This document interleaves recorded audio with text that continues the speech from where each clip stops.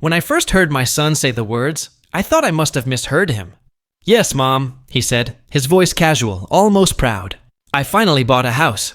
My heart swelled with joy until the next sentence came. "But my wife and her mother will be living there with me. You know, it's closer to her job." For a moment, everything around me went silent. The joy drained from my chest, replaced by something heavy, sharp, and cold. I looked at him, my only son, the boy I raised alone, the boy whose every meal, every book, every dream I had paid for, and I whispered, "You bought a house with my money, and your wife and mother-in-law are going to live in it." For a long moment, he didn't speak. He couldn't even look me in the eyes. I could see the shame flickering behind his silence, but pride wouldn't let him admit it. "Mom, please don't make this about money," he said softly. "It's just convenient for us." Convenient.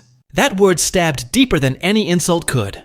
I had spent my life working 2 jobs, saving every rupee for his education, his future, his dreams. When his father died, I didn't cry for long. I couldn't afford to. My son was all I had left, and I made sure he never went to bed hungry, never felt small among others.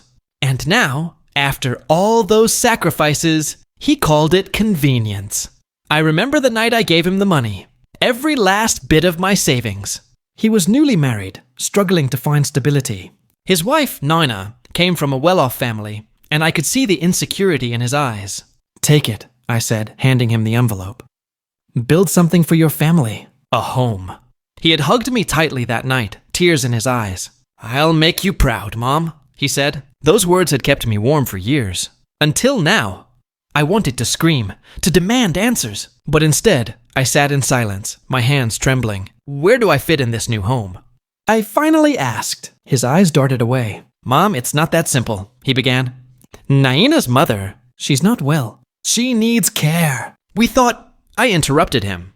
"You thought it was better to house her in a home I paid for, while I live alone in this old apartment." He flinched, but said nothing. That silence said everything. The next few days passed in a blur. I couldn't eat, couldn't sleep. Every time I looked at the empty chair across from me, I saw my late husband's face, the same quiet man who once said, "He'll take care of you one day." How wrong we had been. My neighbors whispered that I should forgive him, that this was what mothers did. They gave and gave until nothing was left. But something in me had broken that day. I realized love without respect isn't love at all. It's dependence, and I was done depending. One morning, I packed a small bag and went to see him.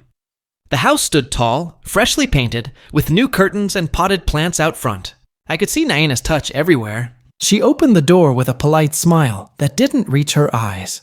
"Oh, hello, Ma," she said, voice dripping with forced sweetness. "We weren't expecting you." I stepped inside without asking.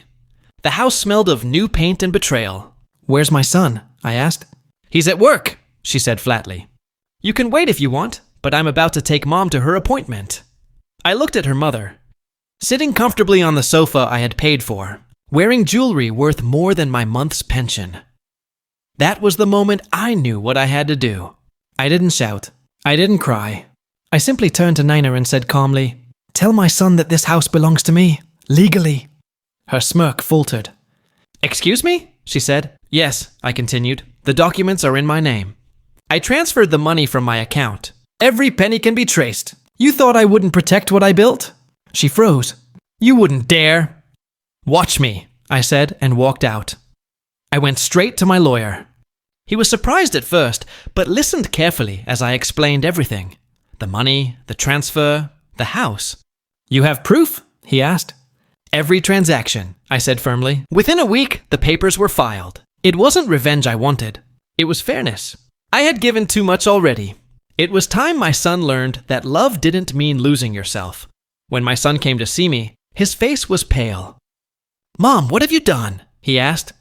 "You're ruining everything." I looked at him, my heart breaking yet steady. "No, my son," I said. "I'm fixing what's already been ruined. You forgot where you came from. You forgot who stood beside you when you had nothing. I'm not punishing you. I'm reminding you." He buried his face in his hands. "Naina will never forgive me," he whispered. "Then maybe she's not the right person to build your life with," I replied softly. Days turned into weeks, and the tension between us grew. Naina called me, crying, accusing me of destroying her home. "It's not your home," I said quietly. "It was never yours." For once, she had no clever words.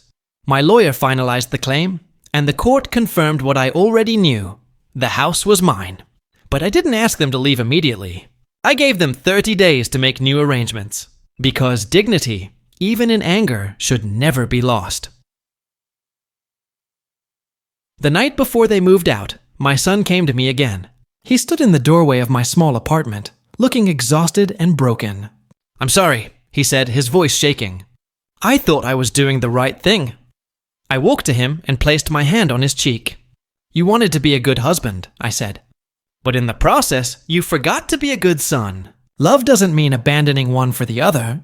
He began to cry then, just like he did when he was little. "Can we start over?" he asked. "Only if you understand that respect must come first," I replied. After they moved out, I put the house on rent, not out of spite, but because I didn't need it. I used that income to support a local orphanage, a place where children without parents found love. It filled the emptiness in my heart in ways I never expected. Sometimes, giving doesn't mean losing. It means redirecting your love to where it's valued. Months later, my son returned again. This time he came alone. He looked thinner, humbler, quieter. "I left Naina," he said. Her mother couldn't stand that I didn't own the house anymore. I nodded slowly. "I'm sorry," I said. "I didn't want to break your home, but some foundations aren't meant to last." He sat beside me, eyes full of regret. "You were right, Mom," he whispered. "I forgot what mattered." I smiled faintly. "You remembered now. That's enough." We began rebuilding our bond, one visit at a time. He helped me around the house, cooked meals like he used to when he was young, and laughed again, genuinely, not out of obligation. Slowly, I saw glimpses of the boy I once knew. Life was beginning to heal us both. Years later, when he remarried, it was different. His new wife, Priya, was kind, respectful, and gentle. The first time she met me, she brought homemade sweets and said, "I've heard you're the strongest woman my husband knows." I smiled, not because of pride, but because I could finally see that my lessons had taken root. Now, I live in that same house again, with them. But this time, it's filled with laughter, respect, and peace. I have my own room, my own space, and every evening my son makes me tea, just the way his father used to. Sometimes I catch him looking at me with quiet guilt, but I always tell him, "The past taught us. Let it rest." When I sit in the garden, watching the sunset, I often think back to that day when I said, and took back what was mine. It wasn't an act of anger. It was an act of self-respect. Because mothers may forgive endlessly, but they must also remind the world, and their children, that love is not blind sacrifice. And if I could tell every mother one thing, it would be this: never be afraid to stand for yourself, even against the ones you love. Because when you teach them how to respect you, you also teach them how to respect themselves.